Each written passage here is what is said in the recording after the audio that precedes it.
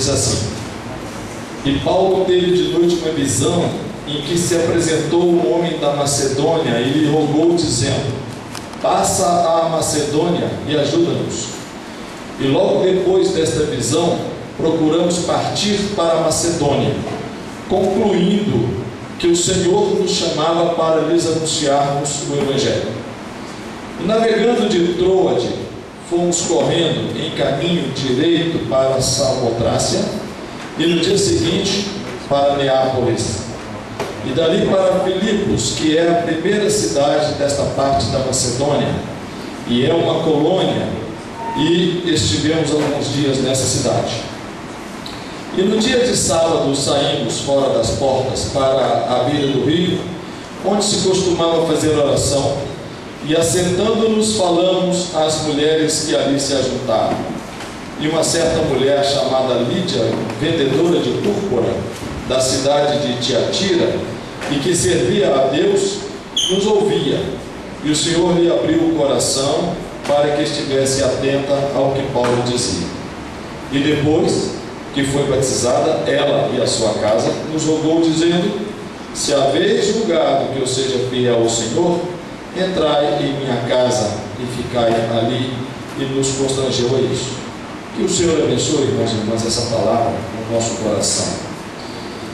Queridos irmãos e irmãs, eu sei que é do conhecimento da maioria, mas a quem nos visita não sabe que eu sou o moderador do Conselho Coordenador da Igreja Presbiteriana Unida do Brasil.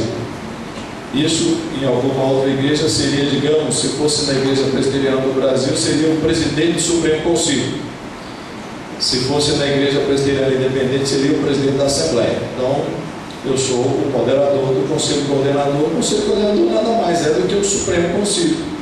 É um conselho superior, só no nome, tá certo? Que a gente mais trabalha do que todos. Mas recebi então um e-mail do vice-presidente da Igreja Evangélica Presbiteriana de Portugal, no mês de maio, em que o pastor José Salvador nos enviou um e-mail muito contundente, muito forte, relatando naquele e-mail a situação da Igreja Evangélica Presbiteriana de Portugal.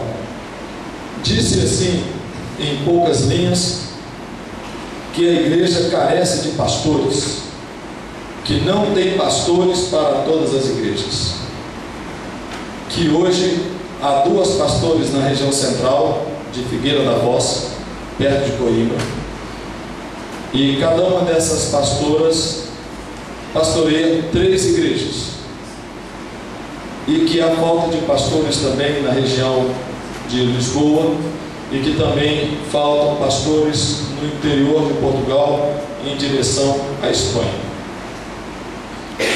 Quando eu li aquele e-mail, eu fiquei tomado de profunda compaixão. O primeiro texto que me veio à mente foi esse texto que eu acabei de ler.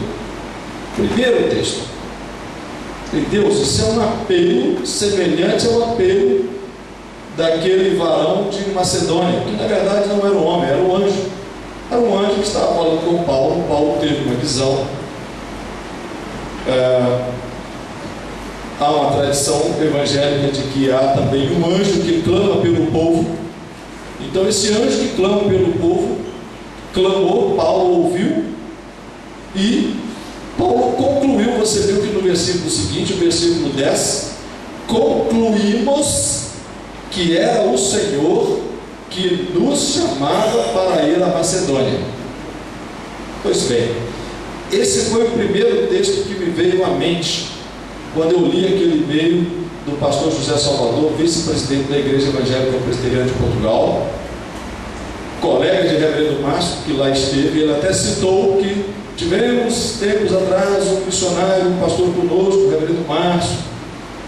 Então eu imediatamente respondi ao pastor José Salvador, meio parecendo com Pedro e João à porta do templo. Pedro e João à porta do templo não tinham ouro nem prata, mas disseram para aquele homem paralítico que em nome de Jesus ele se levantasse.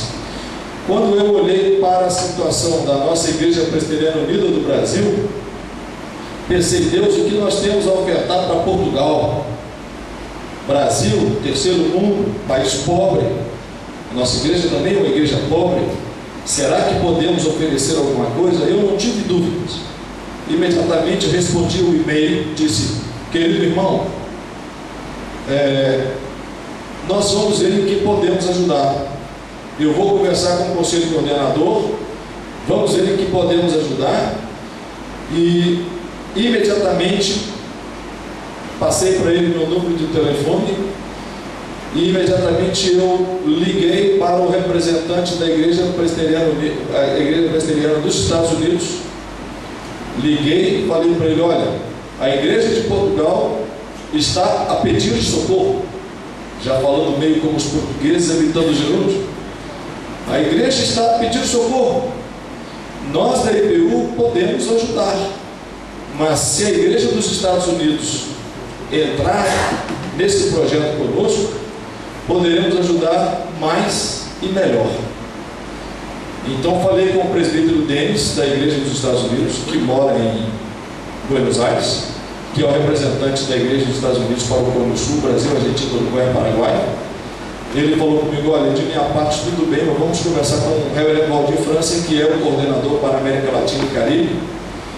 Conversei então com os três, e o reverendo Valdir França, olha, Portugal não é da minha área, temos que conversar com o reverendo fulano de tal, para ver se ele nos autoriza, e o reverendo deu o ok, como diz o Denis, um visto bueno, e então assim nós fechamos um acordo entre nós, a IPU e a Igreja dos Estados Unidos, e eu tive novamente um contato com a Igreja de Portugal. Aí fiz uma reunião por Skype com a secretária-geral da Igreja de Portugal, com o presidente da Igreja, com o vice-presidente, e nós dissemos, ok, nós vamos aí para conhecer o campo.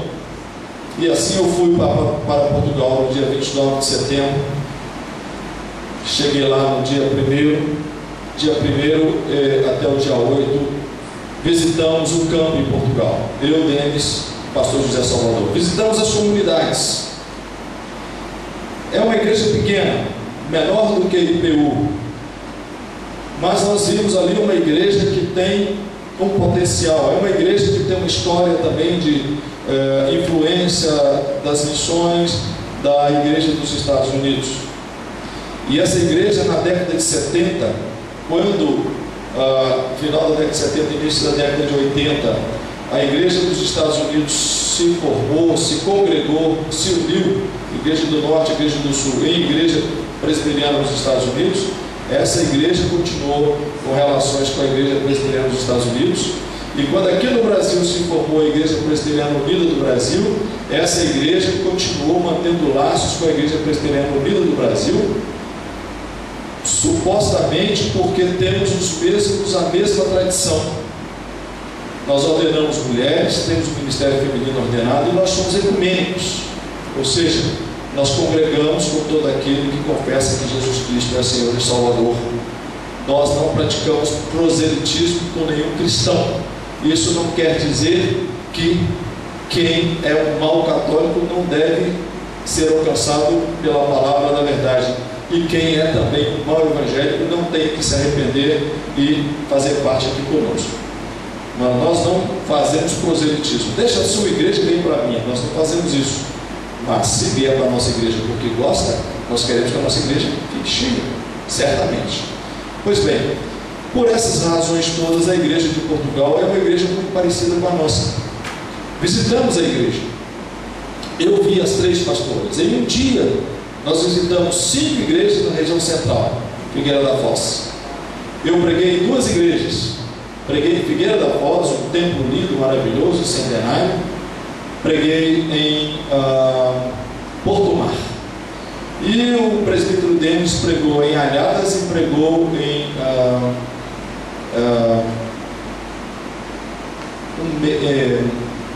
Portal do Meio.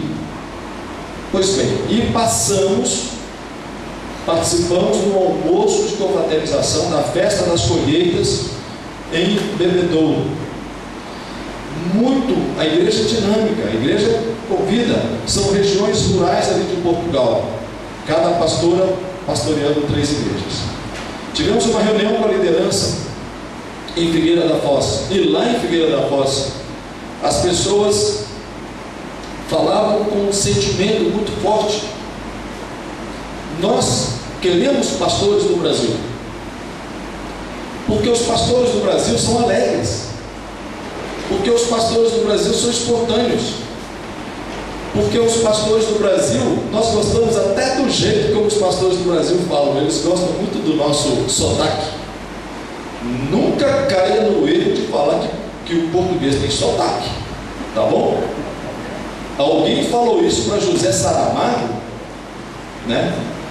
Prêmio Nobel. E ele falou assim, alguém falou assim: no Brasil, por favor, Saramago, fale um pouco devagar, porque o seu sotaque. Ele falou assim: me desculpe, eu não tenho sotaque. Quem tem sotaque é você, tá certo? E é certo. O português de Portugal é a nossa língua mãe, então não caiamos no erro de dizer que eles têm sotaque, tá? Embora eu demorasse 3 horas para entender o que o irmão disse, que ele era da igreja de Setúbal. Setúbal, Setúbal, tá bom. Então, Setúbal. Pois bem, desde que você não cometa esse erro, quando você for para lá, né, pregar, não diga que os irmãos de português têm sotaque. Sotaques temos nós. Pois bem, e ela então, assim, nós gostamos muito do jeito do pastor brasileiro de falar. Queremos pastores, porque os pastores do Brasil são alegres, são isso, são aquilo. Eu comecei a orar: Deus, cadê esses pastores que essa irmã está falando? Né? Então, passamos por Lisboa, Figueira da Foz, conversamos muito sobre a vida da igreja, fizemos um diagnóstico muito bom. Com isso, reunimos mais uma vez virtualmente com a igreja de Portugal, com o Denis da igreja dos Estados Unidos, e então nós chamamos uma reunião do Conselho Consultivo, que aconteceu agora, dia 14 passado. Eu estava no Rio, reunião do Conselho Consultivo. O Conselho Consultivo são 8 moderadores. 5 deles tinham ido para a reunião para dizer não ao projeto. Depois, com o tempo que eu tive para apresentar detalhadamente os e-mails que trocamos, as fotografias, os depoimentos, os 8 moderadores disseram sim ao projeto, que é o projeto da IPU, fazer um edital de chamamento de pelo menos 2 missionários ou missionárias para enviar para Portugal. Esses missionários serão sustentados por nós, IPU, pela Igreja dos Estados Unidos e pela Igreja de Portugal. A Igreja de Portugal vai oferecer moradia, um veículo, parte do sustento. A IPU vai oferecer parte do sustento, a Igreja dos Estados Unidos vai oferecer parte do sustento. A parte do sustento do ano que vem, a Igreja dos Estados Unidos já depositou o dinheiro na nossa conta. $6.000. É pouco, é verdade. $500 por mês. Precisamos mais, porque nos Estados Unidos, em Portugal, o pastor ganha €1.000. €1.000 livre, fora os encargos e tal. É pouco, é 2 salários mínimos em Portugal, mas dá para viver com dignidade. Um casal, ou alguém solteiro, ou alguém com filho, tendo casa para morar, dá para viver com dignidade. Pois bem, nós então já estamos arregimentando esses recursos. Eu então, estando no Rio de Janeiro no dia 14, fui pregar na igreja nossa de Parque Acari. Conhece Parque Acari? Já ouviu falar aquele funk da Feira de Acari? A Feira de Acari é na rua da nossa igreja. A nossa igreja é a única igreja não pentecostal dentro de Parque Acari. Todas as outras igrejas são pentecostais. A única igreja reformada dentro de Parque Acari. E o dia que eu fui lá, a rua estava limpa, não tinha muita coisa. Aí o pastor Zé Roberto falou: mas está acontecendo uma coisa errada. A prefeitura limpou a rua porque o moderador veio visitar a igreja. Mas na noite anterior o Bob tinha ocupado a comunidade. E em frente à nossa igreja assim, tem 2 bocas de venda de drogas. A rapaziada toda reunida, uns 50, 60, esperando a polícia vir do outro lado. E enquanto a gente cultua, do outro lado fica um camarada com sacola cheia de drogas e fila de gente para poder comprar drogas. Olha que coisa, que mundo deprimente é esse mundo dessa realidade. Mas quando eu apresentei essa fala em Parque Acari, uma irmã falou assim: tem um dia que eles vendem o dia da delícia, fazem os quitutes, as quitanas e colocam lá na porta lá da igreja, do lado do traficante lá vendendo a droga, eles vendem os bolinhos, os pasteizinhos e vendem tudo. Bom, graças a Deus, o pobre consome mais também, né? Uma comunidade pobre, que eles põem ali, vendem tudo. A irmã falou assim: nós vamos dar R$50 por mês para a missão em Portugal, da nossa venda aqui, do dia da delícia. Eu falei: oh Deus, como é que pode um negócio desse? Aí uma outra irmã falou assim: pastor, eu vou dar R$100 por mês para o projeto de Portugal. Eu falei: Senhor, que coisa! A IPU iria se comprometer com R$1.500, 300 euros por mês. Aí uma outra senhora aí o pastor Zé Roberto, eu terminei de manhã, o pastor Zé Roberto repetiu o apelo à noite. Uma senhora que está voltando lá para Rio Grande do Norte, falou assim: pastor, me dá conta da igreja que mensalmente eu vou depositar um valor para o projeto de missões em Portugal.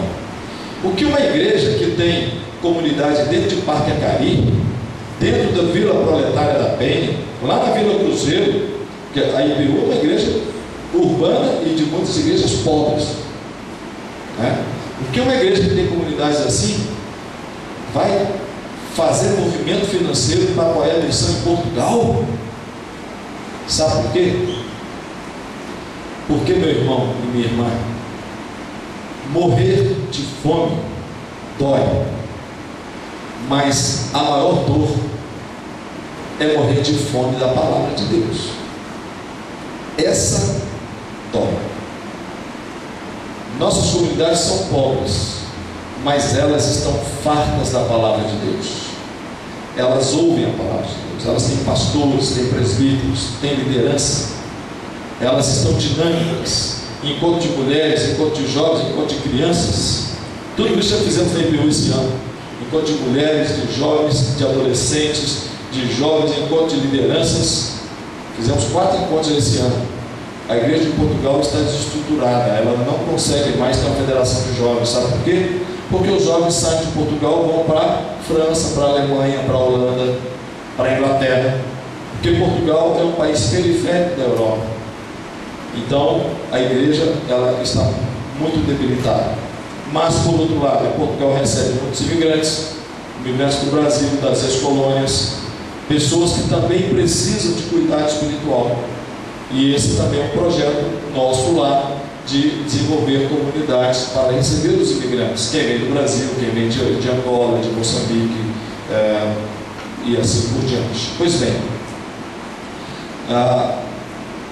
o Conselho Coordenador e o Conselho Consultivo abraçaram esse projeto, e eu creio que o Senhor vai prover 1 ou 2 missionários ou missionárias para ir para Portugal. E eu disse aqui para vocês a visão que Paulo teve. Paulo teve a visão de um homem dizendo: passa a Macedônia, ou seja, venha a Macedônia e ajuda-nos. Paulo concluiu que aquilo era um mandado de Deus e foi. Paulo estava na Ásia. A Macedônia é um dos primeiros territórios da Europa. Até hoje Macedônia é Macedônia mesmo, ali na Iugoslávia, né? Aquela região ali que deu algumas guerras, né? Do Kosovo, da Sérvia, tem ali a Macedônia. É exatamente aquele lugarzinho ali acima da Grécia. Foi a primeira vez que o Evangelho foi anunciado na Europa, quando Paulo chegou até Filipos, que era uma colônia romana. Chegou a Filipos e encontrou-se com Lídia, que era vendedora de púrpura. Lídia já tinha ouvido falar a mensagem, porque ela já entendia tudo. Por isso alguns dizem que a igreja de Filipos não foi fundada por Paulo. Que ele chegou, já tinha ali uma comunidade que reunia na casa de Lídia. Lídia não era judia, e ela ofereceu a casa dela para Paulo pregar o Evangelho. Paulo procurou os judeus da região, não tinha certamente uma sinagoga, procurou os judeus ali da região, encontrou-se com eles, apresentou-se e hospedou-se na casa de Lídia. Olha que coisa interessante. Hoje, as mulheres ciosas que são do cuidado da sua casa, muitas não oferecem sua casa para a gente fazer o culto. Porque vai que o filho do presbítero bagunceiro derruba essa minha peça de porcelana, ou o menino vai querer brincar com o videogame do meu filho. Ai meu Deus, vai detonar minha casa, meu tapete novo. E por causa disso nós não abrimos a nossa casa quando o pastor pede para fazermos um culto. E aí o seu vizinho que mora no andar de cima, que você mal dá bom dia para ele, você jamais vai poder convidá-lo para ir à sua casa para ouvir a palavra, porque você fica ali protegendo a sua casa. Lídia não tinha nada disso. Da casa de Lídia nasceu a igreja de Filipos, que deu origem até a carta aos Filipenses. Então é bom a gente se desapegar um pouco das coisas da nossa casa e deixar a nossa casa a serviço do Senhor. É a nossa casa, nosso carro, nosso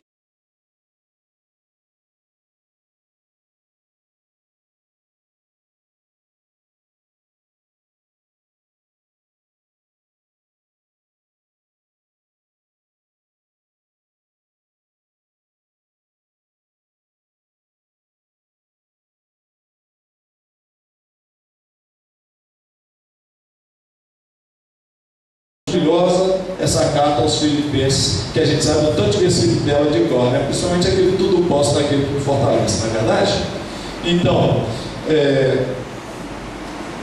a fome espiritual, meu irmão e minha irmã, essa nós, com nenhum tipo de fome nós podemos concordar, mas a fome espiritual, ela significa a perda da vida eterna, a perda de uma vida nova em Cristo. A Europa, ela está cheia de bem-estar social, de welfare state, mas a Europa está pobre espiritualmente. Na França também nós temos igrejas vazias, nós temos mais igrejas do que pastor na França. Em Portugal a mesma coisa. É preciso que surja um movimento agora do sul para o norte, para devolver ao norte uma nova experiência com a fé cristã, antes que o islamismo assole Portugal e Espanha, porque é um projeto islâmico retomar a Península Ibérica, que vocês devem se lembrar. Quem não fugiu das aulas de história aqui sabe que a Península Ibérica foi um dia uma península arábica, e eles têm um projeto, né? Moura, por exemplo, onde o reverendo Márcio foi pastor, Moura vem de Mouro, né? Mouro, não é isso? Então Deus está abrindo essa porta. Eu não sei se tudo isso que eu estou falando aqui vai se concretizar, mas o que depende de nós fazer, nós estamos fazendo, que é, ok, Portugal, nós vamos fazer, nós vamos chamar, nós vamos convocar, vamos soltar um edital convocando candidatos para ir para Portugal. Se essas pessoas vão aparecer, eu não sei, mas nós vamos fazer esse chamamento.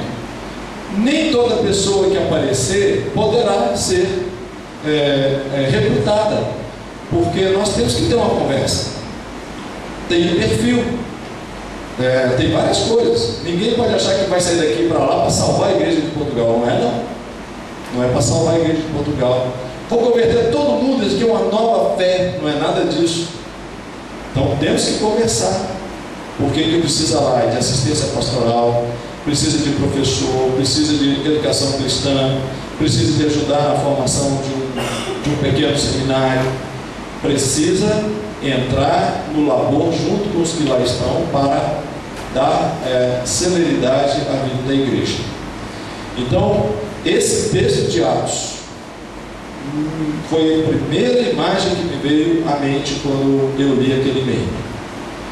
E eu quero então mostrar a vocês dois vídeos.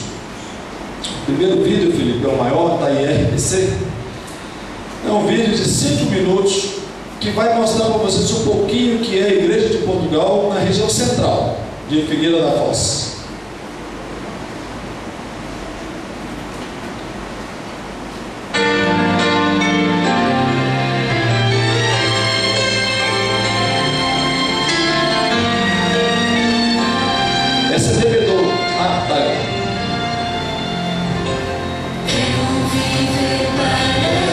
Pastora Sandra e pastora Maria Eduarda. Andar contigo até ao fim, buscar a beleza em teu olhar, sentir sempre o teu ser em mim. Aí é Figueira da Foz.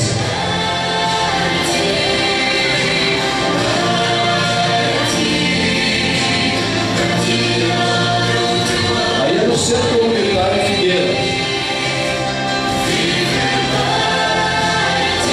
Esse é o José de Tosse, marido da pastora Maria Eduarda.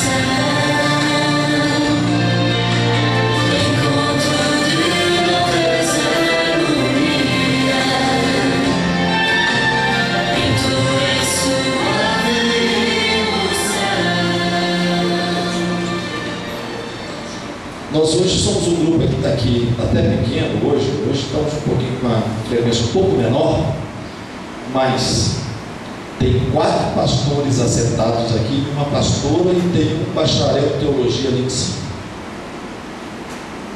Tá bom? 4 pastores assentados aqui, uma pastora e um bacharel em teologia que pode ser ordenado. Oi? Tem 6? Você, o Jorge Xará, o pastor Márcio, Jorge Madrazo. Não, Maria José. Então, você, pastor Jorge, o Madrazo e o Astor, 4. Renata? Quem é Renata? Ah, você também é pastora? Então tá. Então é 6. 6. E temos um que já foi lá, né? Tá desproporcional isso daí, não tá? Não é verdade? Enquanto em Portugal acontece isso que você vai ver nesse vídeo agora. Presta atenção, nós vamos passar umas 3 vezes para você poder captar o sotaque português.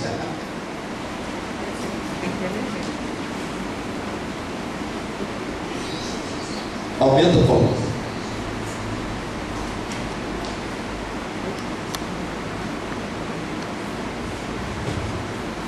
Nós precisamos de um pastor na nossa igreja, porque nós estamos constantemente a mudar o horário.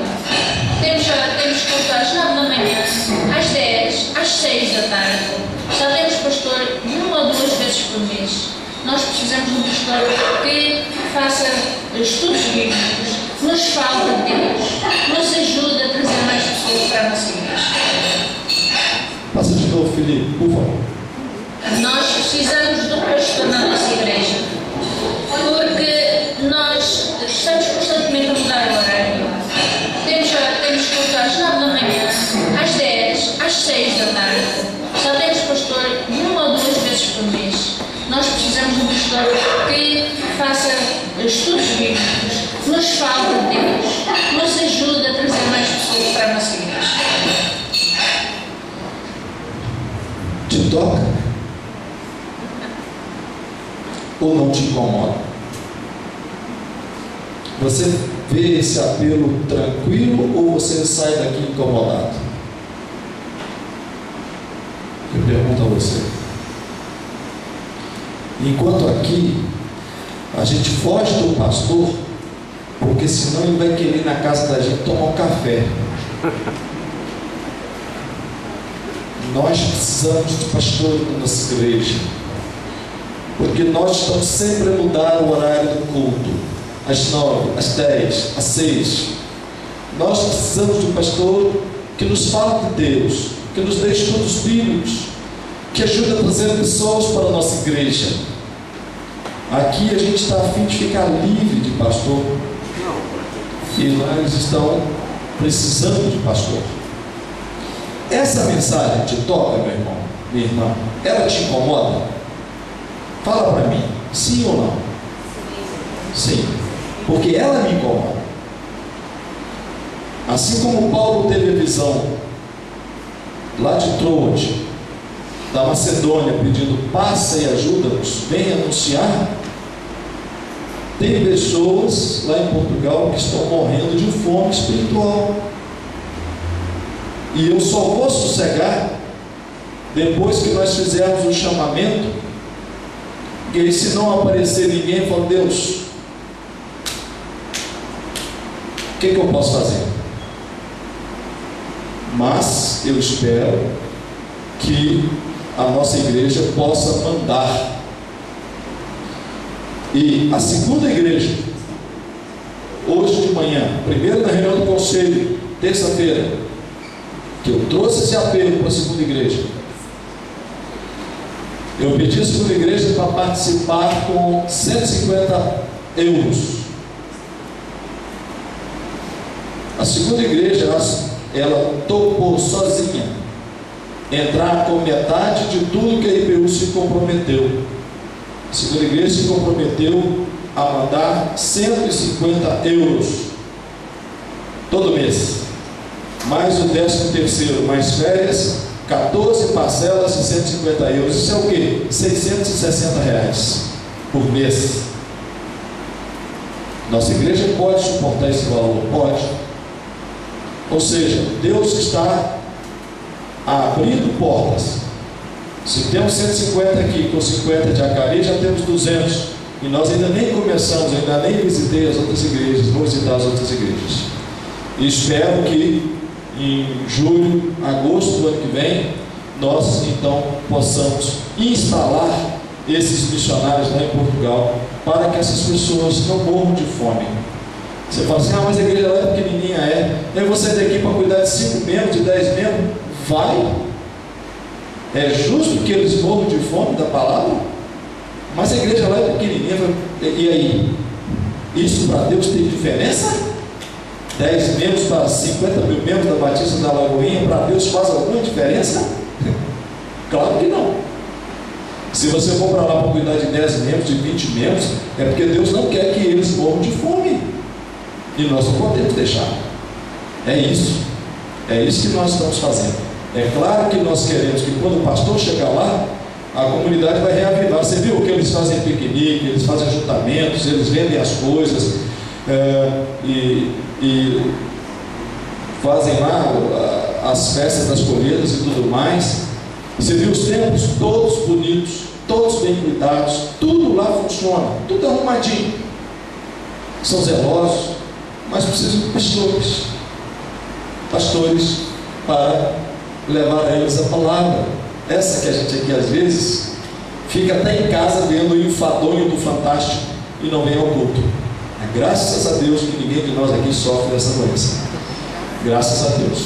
Então, meu irmão e minha irmã, você que é pastor, pastora, você que se sente tocado, vá pensando sobre isso. Quando soltarmos o edital, você vai dizer assim, Deus, se for da tua vontade, eu quero ir, eu quero estar lá, eu quero participar desse projeto.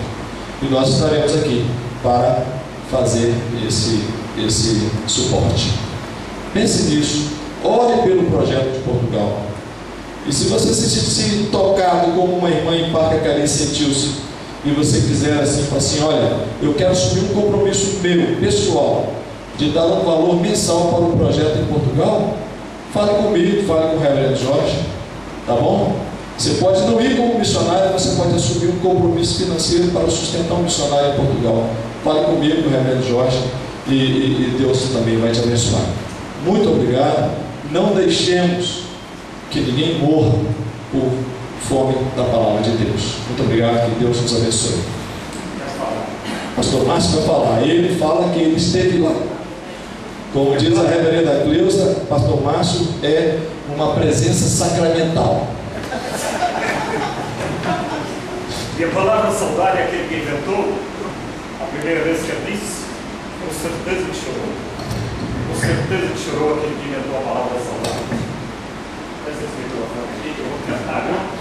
E a palavra saudade, e aquele que a inventou, a primeira vez que a disse, com certeza que chorou, com certeza que chorou, chorou mesmo de verdade, aquele que inventou a palavra saudade. É o maior orgulho dos portugueses, é que eles inventaram a palavra saudade. Então, eu estou cantando uma canção de lá, ele disse que está muito emocionado, eu também, porque nós ficamos 5 anos lá, em Moura, com 10 mil habitantes, em Pias, com 2.500 habitantes, e em Beja, a capital lá do distrito, que tinha mais ou menos 60 mil habitantes, né? Não chegava a isso não, né? 30 mil habitantes, tá? Então foi uma experiência muito forte para nós, ficamos 5 anos lá, e na verdade, Portugal precisa realmente do apoio brasileiro, né? Isso foi bem colocado pelo Edson. Precisa muito do nosso apoio brasileiro, e realmente é uma oportunidade muito boa para que a nossa Igreja Presbiteriana Unida participe da vida da igreja lá em Portugal, porque realmente é difícil trabalhar lá, porque não é questão de Portugal, é questão da Europa, né? Esse niilismo que acontece na Europa é realmente dificílimo ser pastor lá, ser evangelista lá, mas não é impossível, né? Todas as coisas contribuem para o bem daqueles que amam a Deus, assim seja. Amém.